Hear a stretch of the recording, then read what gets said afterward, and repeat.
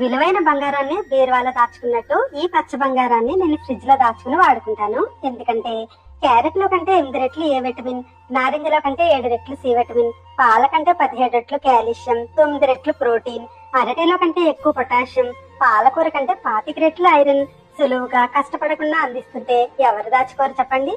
అందుకే ఇలా ఒక్కరోజు ఆరిన ఆకుని కాస్త నువ్వుల నూనెలో ఉప్పు పసుపు వేసి 2 నిమిషాలు వేయించి పొడి పొడిగా ఉండడం వల్ల లో ఫ్లేమ్ లో కూడా ఇట్టే వేగిపోయి దగ్గర పడ్డ ఆకుని పళ్ళల్లోకి తీసి చల్లారాక తడి లేని గాజు సీసాలో వేసుకుని ఫ్రిడ్జ్ లో పెట్టుకుని 2 నెలలు నిలవ ఉండే ఈ ఆకుని పచ్చడి కూర రసంలో వేసుకుంటాను.